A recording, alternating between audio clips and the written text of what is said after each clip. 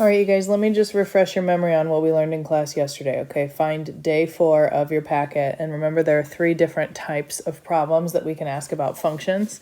One of the types is when I give you a giant T-chart like this. You have x's, and then you have y values for some f function. Remember, this is red, f of x.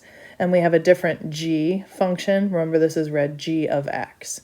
Okay, so very simple. What we're going to do is we're going to find this x value right here, this -3. What this tells me to look at is this row, because that's where -3 is. Remember, it's f of x, like the x is in the parentheses, so if they replace the x with -3, that means find x is -3, which is right here. So I'm looking at this row, and they want the answer to be the f answer, which means I'm looking in this column. And the f answer in this row is 13. So I'm just going to write 13. Okay, so the next one, f of -2, I'm doing the same thing. I'm going to find -2. This is the row I'm looking at, and they want the answer that goes with the f function, so that is this number, which is 8. It's kind of like looking something up in an index.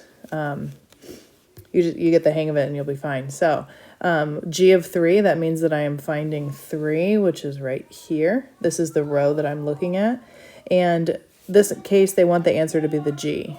Don't mind Taylor and MB reading a bedtime story very enthusiastically. Okay, so I'm looking at g right here. This is the 3 column, so they want this answer, the 11. Okay. I dare you to try the next couple. Let's talk about number 7. Number 7 asks, where is f of x equal to g of x? Well, look, this is f of x right here. So I'm looking at this column.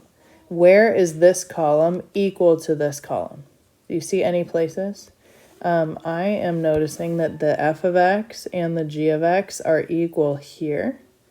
And I think that's the only spot. And so that value where they're equal is x equals -1. So it's kind of like going backwards. Where are they equal? They're equal here, and they're equal at an x value of -1. So that's the row you need to look at to get f of x and g of x equal.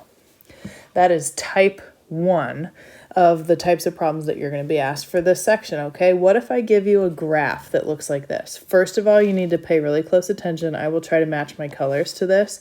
The f of x function is this one. It's the blue, and it looks like a V that's really wide. And the g of x function is the red one, which is a parabola, which is upside down. Okay, so remember, pay close attention to like the f's and the g's, okay? They're asking me f of -8. So that means I'm looking at this equation, the blue part. Ignore the red, because this is only asking about the f, which is the blue one. And I need to find where x equals -8. So remember, here's the x-axis. This is where the x value is -8. And so I have to just go up to the blue graph and figure out what that ordered pair is. What is that y value? I believe it is 4. Okay, so I'm reporting 4. Another way of like thinking of that is if they give you -8 on the blue graph, can you figure out what the y value is? Okay, so if you go to -8, which is right here, go all the way up to the blue equation, and I believe that y value is 4. Okay, so it's like if I tell you the x, can you tell me the y? And also I'm going to tell you which graph to look at. In that case, it was the blue one. Okay, so if I do g of -3, that means I'm now looking at the red upside down parabola. And so I'm finding where x equals -3. So the x-axis is this one, and I'm looking for -3, which is right here. I have to go down to, I believe that is the ordered pair, which is -2. So find the -3 and find where at -3 it touches the red graph. I believe that ordered pair is right there, which is -2. I'm going to put that in red so it matches. I'm going to do one more, g of 0. Okay, so g of 0, let's see, that's the red one.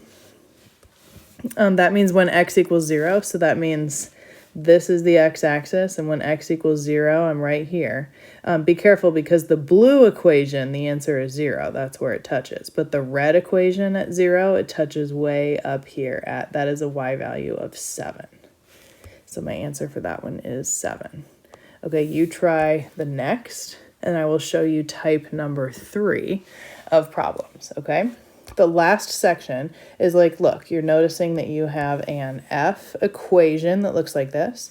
you have a G equation that looks like this, and you have an H that looks like this.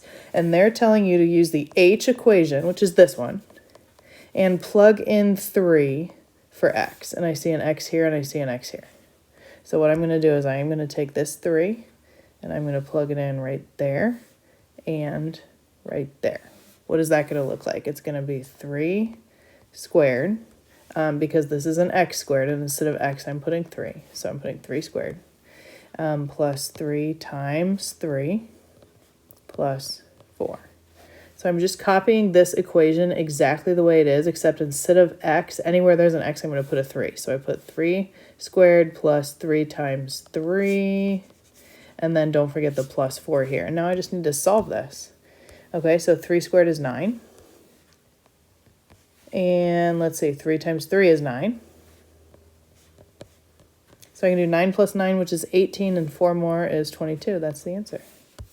Let's try a different one. I'll use a different color. I'm taking the 13 and I'm plugging it into the F equation anywhere there's an X.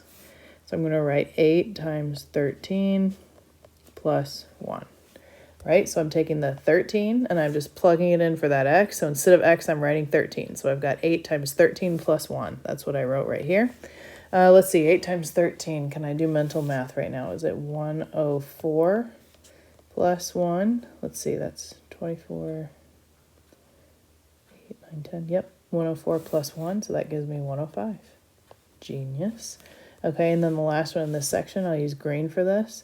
I'm taking the 7 and I'm plugging it into the G equation. So I'm going to have radical 2 times, instead of x, I'm replacing it with 7. So I'm going to put a 7 there. So that is radical 14. And I'm going to do a quick check and make sure that that doesn't break down, and it does not, because we did some in class yesterday where it did break down. You should always break down if it does. But there are no groups of 2 in 14. So I can leave my answer as root 14. You try the other 3, you guys, and then we are donezo. Thanks for watching.